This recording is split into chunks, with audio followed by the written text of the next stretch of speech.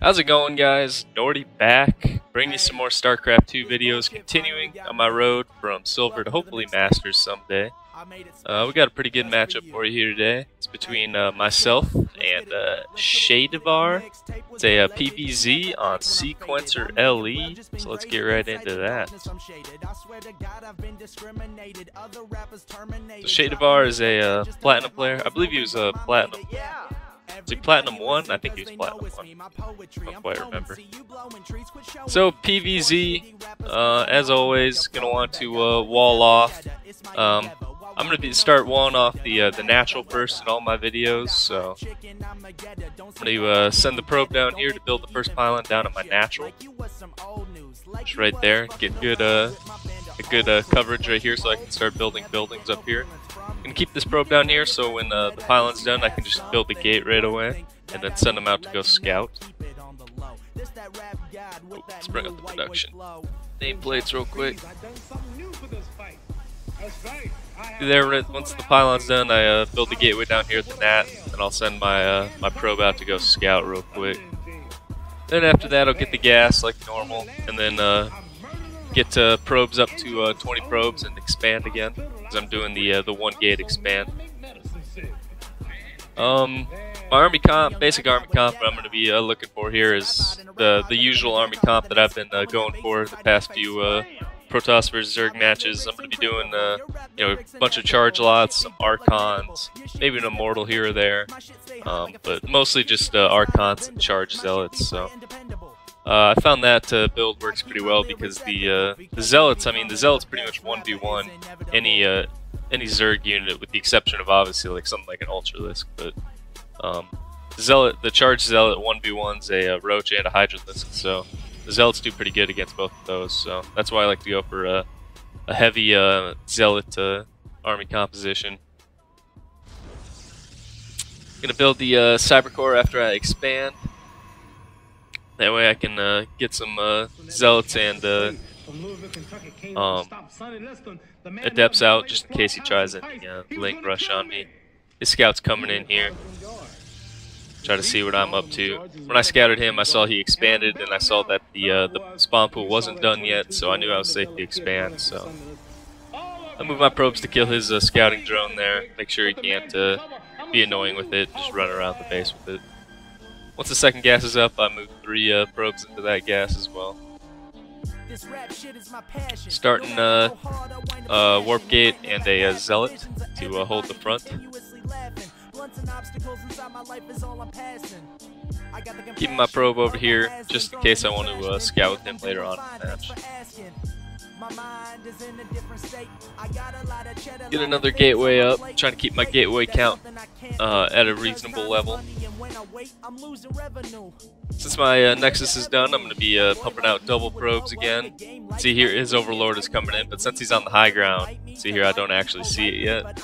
You need a flying unit like my Mothership Core. When it comes down here, I'll be able to see it and push it back. But you want to be looking out for that. A lot of Zerg players will send their Overlords into places where you can't easily see them, so they can get vision on you.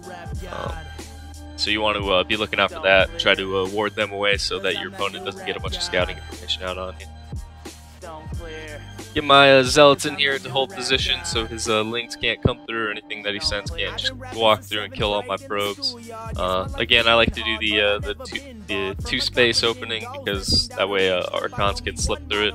That way I can morph the DTs and Archons inside my base, so I don't have to move them outside to morph them into Archons.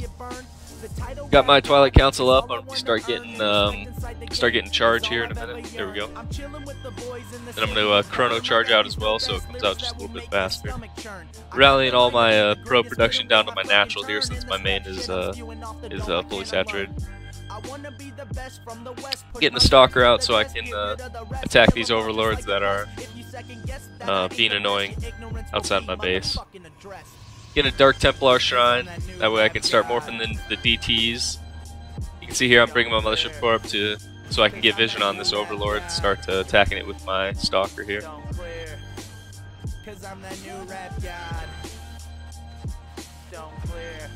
He's trying to run away, but his Overlord is much slower than my Stalker, so my Stalker's going to pick it off.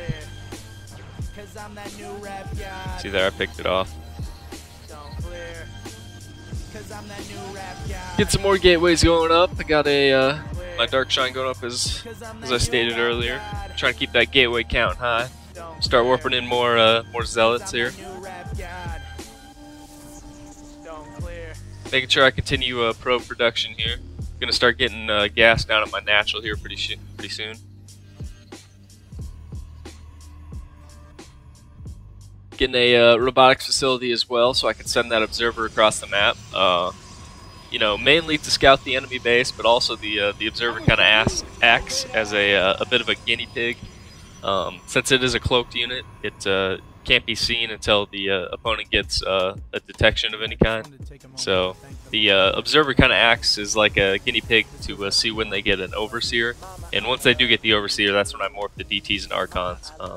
If my opponent never got an overseer, then I just keep the DTs as DTs, because that way, you know, he just wouldn't be able to see the DTs, and they just absolutely destroy his army. There'd be nothing he could do about it. So that's the reasons for the observer. You know, it kind of acts as two things: you get scouting information on what he's doing, and get a bit of a guinea pig to scout to see when you need to morph your DTs and Archons. So the observer's really good when you're going for this play. It helps out a couple different ways.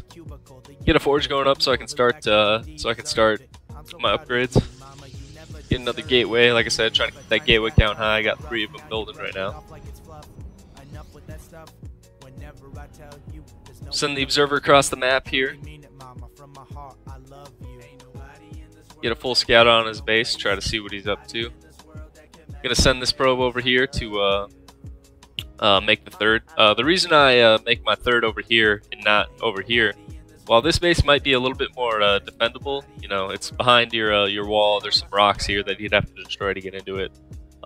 This base has less minerals and it only has 1 gas, so Protoss really rely on gas a lot with their units, because nearly all their units except zealots require gas. So you really want to get a good gas income. So this base has 2 gas, and it's still, I mean, it's still pretty easily defendable. If you just move your units right here, I mean, you'd be able to ping pong down to this base real quick if you needed to defend it. So it's not super difficult to defend, but it is slightly more difficult than this base. But it also has a more income potential. So that's why I take this base instead of the more safe one. I usually take this one as like my 4th or 5th base. Continue to get those unit counts up. I'm starting +1, as you can see. Continuing pro production, even though I'm oversaturated here, just so when my third's done, I can just transfer probes over to it. Got an immortal out, just in case he has a bunch of roaches. The immortal will help out in dealing with the roaches. Get a bunch of pylons out. Without supply block for a minute. I'm morphing my DTs into Archons. I believe he got an observer out. Yep, he got an observer out and killed my, or an overseer out and killed my observer. So that's why I morphed the DTs and Archons there. So I'll have 5 Archons. It's pretty good Archon count. Third's done, so I'm gonna transfer some probes over to my third. Start making 3 probes at a time. Got my warp prism out so I can warp in units at the front when I push out here in a minute. Yep, here we go. Starting the attack around 8 minutes like usual. I like to go for that 8-minute time attack. I find it catches most people off guard. Some people have a pretty big army out and they'll be able to stop my push, but catches most people off guard, so I like to attack at 8 minutes. Gonna set up the warp prism right here first and do 1 more warp in round before I go in. Attacking him here, he's got some queens out of position, so I'm gonna take out these queens real quick. He brings down his roaches, but he just doesn't have enough roaches to hold against me. I got way too many zealots, Archons, and I got an immortal as well, which will help out quite a lot. I'm gonna bring my warp prism up and deploy it right here so I can start warping in units right here. In the back, you can see here I got 1, 2, 3, 4, 5, 6, 7, 8 gateways. So I mean, a decent gateway count. It could have been better. Probably could have had a couple, like 3 more. 11 gateways would have been more preferable, but 8's not terrible. You can see here I'm just ripping through his units here. These Archons are, you know, they're pretty tanky and they do extra damage versus bio units, which literally every Zerg unit is a bio unit. So Pretty much can't go wrong with the Archons. They're a really good unit against Zerg. Warping in more Zealots from my Warp Prism here just to take him out. I mean, I just dealt with his whole army. At this point, it's basically over. I'm just taking out his drones here so he can't produce any more units. He doesn't have any more income. Just taking him out here. He's you know, building roaches a little bit piecemeal here, trying to attack me, but you know, it ain't gonna work. I got too many units at this point. He just GG's. So that was a good match. Yeah, like I said, this Zealot Archon build is really good. I've been toying with. I'm thinking about doing a different build for PvZ. I'm thinking about doing a Stalker heavy build with three Colossus and 2 High Templars. So I've been thinking about doing that build. I've been practicing it against the AI, so might be doing that build pretty soon. It's pretty strong. The Colossus, you know, they're useful for taking out really everything. I mean, they're a pretty amazing unit. You know, the Stalkers are pretty tanky, so they'll be able to eat Baneling hits and stuff better than Zealots can. So that's why I'd build the Stalkers there, and then the 2 get 2 High Templar for Storms. You know, Storms pretty much wreck units that are clumped up. So I'm thinking about doing that. So be looking out for that. I might be making a video on that build pretty soon here. I'm just trying to perfect it a little bit here before I use it, but that was a good match. Let's check out the APM. So he had 131, I had 83, so I was above 70, but still quite lower than him. So again, APM not too big a difference in this match. You know, I was still able to beat him. So yeah, that was a good match. Hope you guys enjoyed it. Hope you learned something. Yeah, if you like this video, as always, if you wanted to leave a like, comment, subscribe, I'd greatly appreciate that. If this is your first time with me, if you want to check out any of my other videos, you know, I got a bunch of videos on, you know, for all the different matchups, you know, PvP, PvT, and PvZ. I also got a few Protoss build guides for you. So if you want to check those out, you know, I'd greatly appreciate that. And yeah, hope you guys enjoyed this video, and I will catch you in the next one. Separate bye, guys. Nordy out.